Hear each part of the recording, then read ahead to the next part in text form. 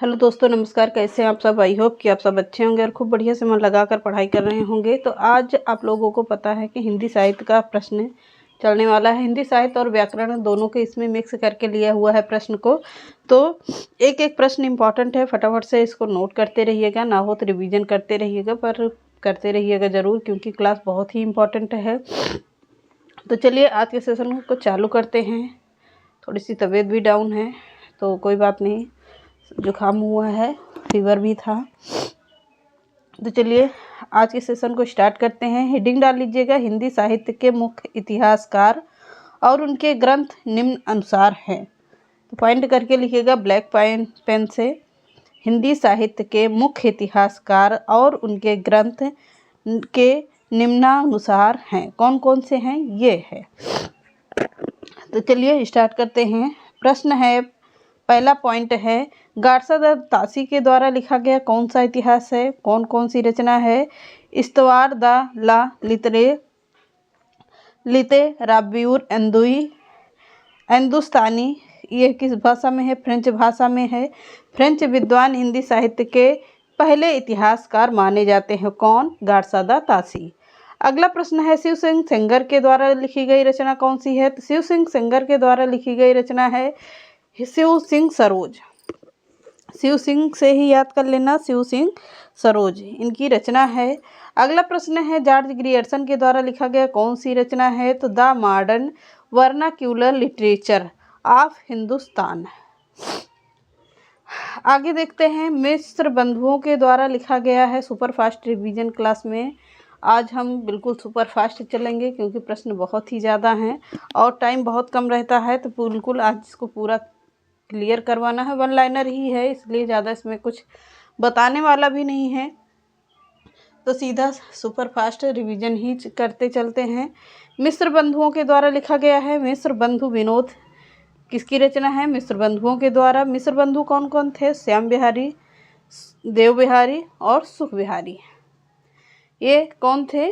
मिस्र बंधुओं के अंतर्गत आते हैं। अगला प्रश्न है, रामचंद्र शुक्ल के द्वारा लिखा गया रचना कौन सी है? तो हिंदी साहित्य का इतिहास किसके द्वारा लिखा गया है? रामचंद्र शुक्ल के द्वारा लिखी गई है। अगला, हजारी प्रसाद द्विवेदी के द्वारा लिखी गई रचना कौन सी है? तो हजारी प्रसाद द्विवेदी के द्वारा लिखी गई रचना है हिंदी साहित्य की भूमिका, हिंदी साहित्य का आदिकाल, हिंदी साहित्य और उद्भव और विकास। किसकी रचना है?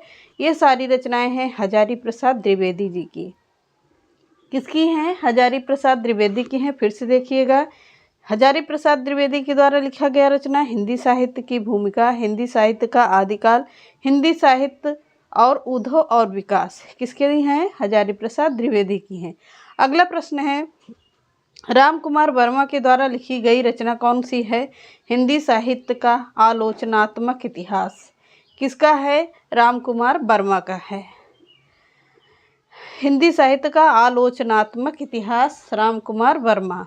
अगला है, डॉक्टर धीरेन्द्र वर्मा के द्वारा लिखी गई रचना कौन सी है? तो हिंदी साहित्य किसके द्वारा है? तो डॉक्टर धीरेन्द्र वर्मा के द्वारा लिखी गई रचना है। अगला प्रश्न है, डॉक्टर नागेंद्र के द्वारा लिखी गई रचना कौन सी है? डॉक्टर नागेंद्र के द्वारा लिखी गई रचना है हिंदी साहित्य का इतिहास, हिंदी वाङ्मय। कब की है? 20वीं सदी की रचना है हिंदी साहित्य का इतिहास, हिंदी का वाङ्मय, 20वीं सदी की रचना है। अगला प्रश्न है, राम स्वरूप चतुर्वेदी के द्वारा लिखी गई रचना कौन सी? राम स्वरूप चतुर्वेदी के द्वारा लिखी गई रचना हिंदी साहित्य और संवेदना का विकास। लोक भारती प्रकाशन कहाँ से हुआ है? इलाहाबाद से हुआ है। कब हुआ है? 1986 ईस्वी में हुआ है। क्लियर हुआ? आगे बढ़ते हैं। अगला पॉइंट होगा, वर्ण के भेद, वर्ण के आधार पर समीक्षा करने वाले आलोचक कौन हैं? तो वर्ण के भेद के आधार पर समीक्षा करने वाले आलोचक कौन हैं? डॉक्टर रामविलास शर्मा हैं। कौन होंगे? डॉक्टर रामविलास शर्मा हैं।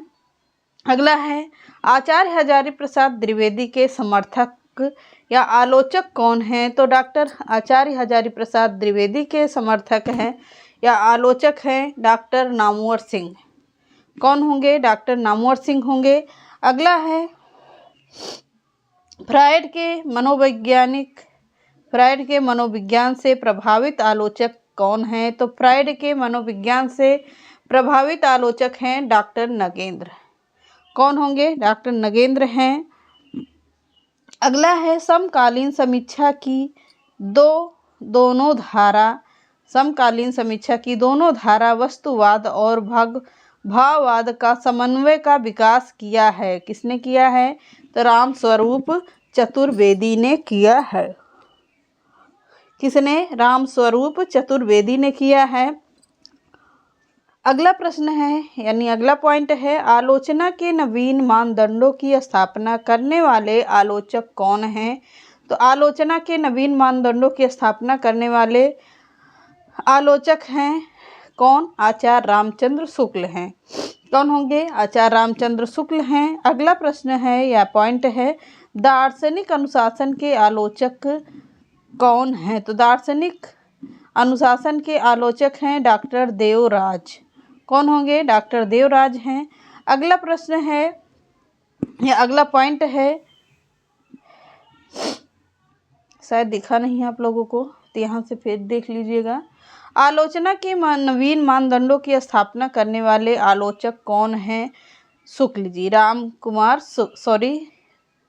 रामचंद्र शुक्ल जी हैं। अगला है, दार्शनिक अनुशासन के आलोचक कौन हैं? डॉक्टर देवराज हैं। अगला देखते हैं पॉइंट यहाँ से, काव्य रचनाओं संबंधी विशेष जानकारी देने वाले कौन हैं? किसमें है? तो मलिक मोहम्मद जैसी की रचना है पद्मावत। कितने खंड हैं? 56-57 खंड हैं और इसमें काव्य रचनाओं के संबंधित विशेष जानकारी प्रदान करते हैं। अगला है, नरपति नाल की रचना कौन सी है? तो नरपति नाल की रचना है बीसल देवरासो। यह कितने खंडों में विभक्त है? तो 4 खंड में विभक्त है। अगला पॉइंट है, चंद्रबरदाई की रचना कौन सी है? तो पृथ्वीराज रासोह। कितने समय में लिखा गया है? इसमें समय के अनुसार बांटा गया है 69 समय में लिखा गया है चंद्रबरदाई की पृथ्वीराज रासो। अगला है, सूरदास के द्वारा लिखी गई रचना सूरसागर। कितने स्कंध हैं इसमें? तो 12 स्कंध माने जाते हैं। कितने स्कंध हैं? 12 स्कंध है। अगला पॉइंट है, ज्योतिश्वर ठाकुर के द्वारा लिखी गई रचना कौन सी है? वर्ण रत्नाकर। कितने कल्लोलों में विभक्त है? तो 8 कल्लोल में विभक्त रचना है। कितने कल्लोल में? 8 कल्लोल में। अगला है, तुलसीदास के द्वारा रचित रामचरितमानस कितने खंडों में है? कांडों में है? तो रामचरितमानस 7 कांडों में विभक्त है। ये कितने कांडों में? 7 कांड में विभक्त है तुलसीदास के द्वारा जो लिखा गया है रामचरितमानस। अगला है, केशवदास के द्वारा लिखा गया क्या है? रामचंद्रिका है। कितने प्रकाश हैं इसमें? तो यह 39 प्रकाशों में विभक्त माना जाता है। केशवदास की रामचंद्रिका को 39 प्रकाशों में विभक्त माना जाता है। अगला है, बिहारी सतसई। कितने उसमें है? दोहे हैं इसमें, तो 713 दोहे माने जाते हैं बिहारी सतसई में। अगला है, सेनापति की कवित्र रत्नाकर। इसमें कितने तरंग माने जाते हैं? तो 5 तरंग हैं। छंद कितने हैं? तो 394 यानी 394 छंद इसमें माने जाते हैं। हरिऔध की कितनी है? तो हरिऔध जी की है प्रिय प्रवास। कितने सर्गों में विभक्त है? तो 7 सर्गों में विभक्त है। अगला है, हरिऔध की वैदेही वनवास। कितने सर्ग हैं इसमें? तो 18 सर्ग हैं। वैदेही वनवास में 18 सर्ग हैं। अगला है, मैथिली शरण गुप्त के द्वारा लिखा गया साकेत। यह कितने सर्ग हैं? इसमें हैं 12 सर्ग। इसमें भी 12 सर्ग हैं।